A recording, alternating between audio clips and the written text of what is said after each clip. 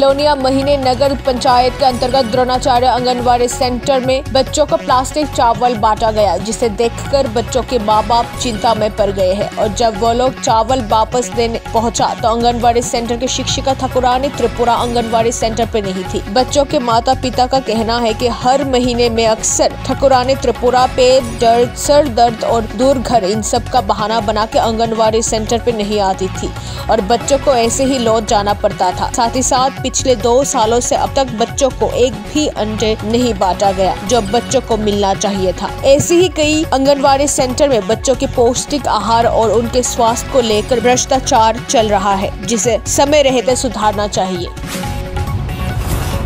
अनारस के पौधे और तालाबों सहित विभिन्न प्रयोजनों के लिए उपयोगी प्रस्तावों के लिए ब्लॉक चेयरमैन तिपरामौथा पार्टी के कार्यकर्ताओं व समर्थकों द्वारा भेजे नाम काट रहे हैं। इस मामले में समझौता ये था कि किसी भी प्रकार के पंचायत कार्य या किसी अन्य मुद्दे के लाभार्थियों के नाम समान रूप से दोनों पार्टी की ओर से भेजे जाएंगे। लेकिन नाम भले ही पंचायत से भेजा गया था, लेकिन ब्लॉक चेयरमैन द्वारा तिपरामौथा दल द्वारा भेजे गए नाम प्रस्ताव को काटा जा रहा है। इस आरोप के साथ ही पंचायत सेक्रेटरी और विलेज कमेटी कार्यालय सहित कार्यकर्ताओं ने कार्यालय पर ताला लगा दिया। इस बीच घटना की खबर मिलते ही कचूछरा थाना पुलिस मौके पर पहुंची। बीजेपी नेता अख्तर हुसैन पर मध्यस्थता बैठक में जांच बनाने की कोशिश के दौरान हमला होने के बाद सिर पर 6 टाँके लगाकर जीबी अस्पताल में इलाज चल रहा है। दोनों पक्षों के झड़पों में कम से कम 5 अन्य घायल हो गए। घटना गुरुवार की रात विशालगढ़ थाना क्षेत्र के पश्चिमी लक्षबील इलाके की है। घटना की जानकारी के अनुसार पश्चिम लक्षबीला के विशालगढ़ के मुराबारी क्षेत्र के जमाल मियाँ का अपनी पत्नी से काफी समय से अनबन चल रही थी। गुरुवार को जमाल की पत्नी और ससुर अख्तर के पास मामले को सुलझाने के लिए मध्यस्थता बैठक करने गए थे। अख्तर हुसैन सिपाही जिला में भाजपा के अल्पसंख्यक मोर्चा के पूर्व जिला सचिव है। शिकायत मिलने के बाद अख्तर हुसैन जमाल पर हुकूमत करने गए और उनके गाल पर थप्पड़ मार दिया।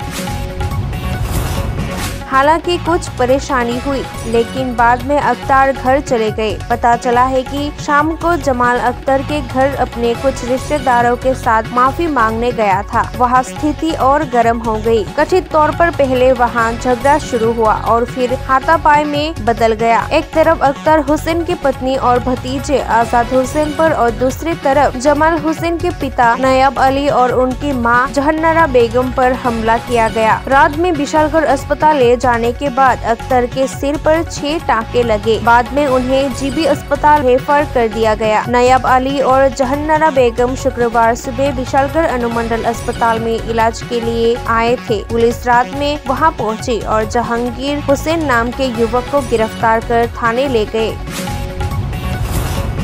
वर्तमान सरकार ने बेरोजगारों के रोजगार सहित रिक्त पदों को भरने के लिए चुनाव से पहले राज्य सरकार द्वारा किए गए वादों को ध्यान में रखते हुए एक ऐतिहासिक निर्णय लिया है। गुरुवार को अगरतला स्थित कृष्णनगर बीजेपी प्रांतीय कार्यालय में प्रेस वार्ता की गई। प्रेस कॉन्फ्रेंस में बीजेपी प्रवक्ता सुब्रत चक्रवर्ती समेत अन्य नेता मौजूद रहे। संवाददाता सम्मेलन में बोलते हुए बीजेपी प्रवक्ता सुब्रत चक्रवर्ती ने कहा कि राज्य सरकार ने विभिन्न विभागों को और अधिक रिक्तियां बनाने के साथ साथ बेरोजगारों के लिए रोजगार पैदा करने के लिए नोटिस जारी किए हैं। राज्य सरकार का मौजूदा रिक्तियों को भरने का ऐसा ऐतिहासिक फैसला बहुत जल्द पूरा होने जा रहा है।